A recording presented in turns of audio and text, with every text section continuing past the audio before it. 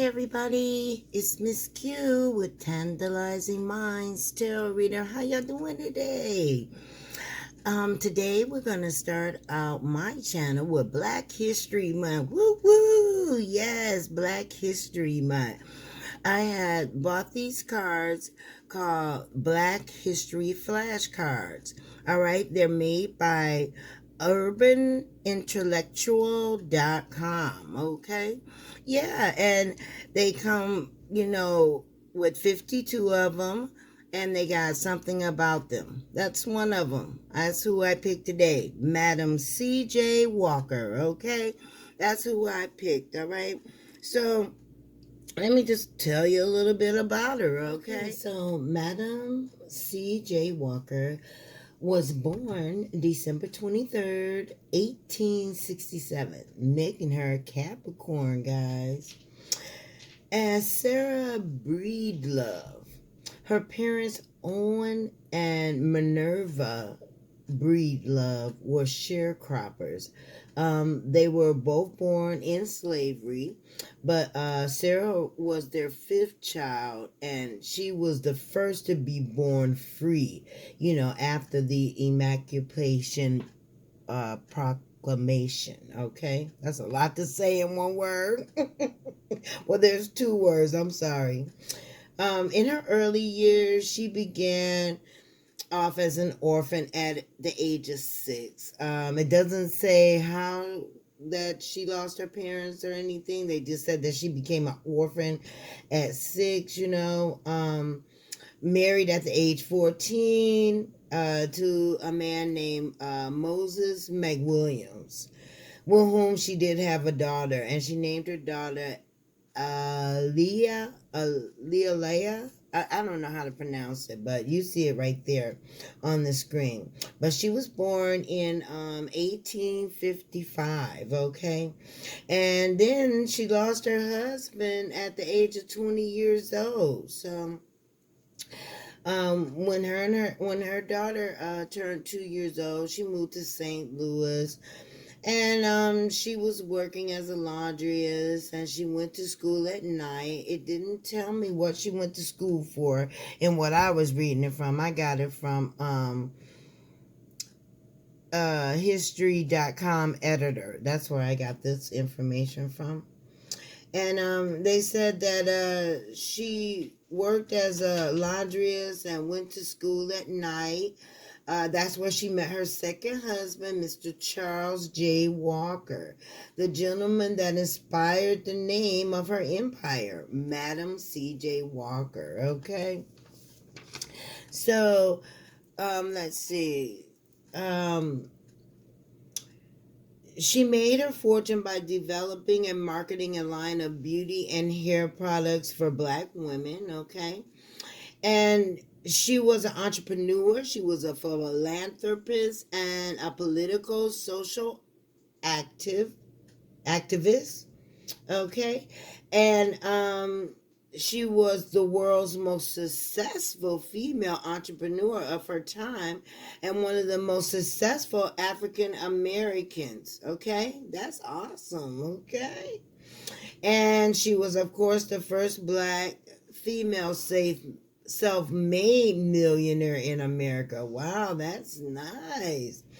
Okay, she made her financial donations to numerous organizations such as the YMCA, the Black YMCA, the NAACP, and also made scholarship for women at Tuskegee. Okay, and in 1993, inducted into the National Women Hall of Fame in Seneca, New York. Okay, that's what it says on the back of the card. Okay, and the way she came up with her formula was through a dream. She said a tall Black man came to her in her dreams and told her how to make her hair grow because she was having problems growing her hair. This is a picture that they showed of her with short hair and how it grew. Okay. All right. And she said this man came to her in her dream. A tall black man came to her in her dreams and told her how to make her hair grow. So she started the preparation, and her hair began to grow. And today's term, I feel like, she would be considered a kitchen witch, whipping it on up in the kitchen. All right, with only $1.05 in her pocket in 1905, she and her daughter relocated to Denver, Colorado. And a year later, in 1906, Charles J. Walker moved there with her and then got married soon after. He became like her business partner, and doing a lot of things for her. And as soon as the business grew, they kind of grew apart and got a divorce, That's sad how things work out like that. But in 1908, Madam C.J. Walker opened a beauty school and a factory in Pittsburgh, Pennsylvania, and named it after her daughter. In 1910, she moved her headquarters to Indianapolis. This gave her great access to the railroad and the distribution to a large population of African American customers. She was also able to employ over 5,000 people, mostly black and brown women.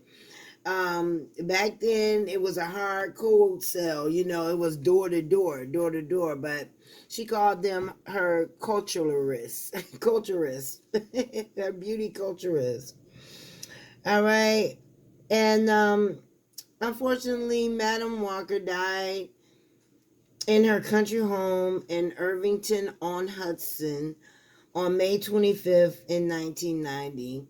She was only 51 years old, and they listed her death as hypertension, which now is considered, high blood pressure, probably the way they ate and things of that nature, because black women were eating very well back then, especially if you're making money like she was making, you know what I'm saying? Her daughter carried on her legacy, and the company Walker ceased operations in July of 1981, but the product still lives on today. And in 2013, Sundial Brands purchased Madam C.J. Walker's enterprise with the blessing of the Walker's great-great-granddaughter's blessing. Her name is same name as her daughter was, but her last name is Bundle. Leah Bundle. I know I'm butchering her name. I apologize. She also, the great-great-granddaughter also wrote a book on self-made, which is a true story. And here's a picture of her driving around in her own car back in 1911 with her daughter. And here are some pictures of her daughter.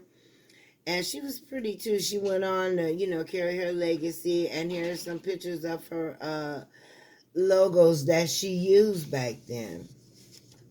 So there is a movie called Self-Made starring Octavia Spencer and Tiffany Haddis, just to name a few of them.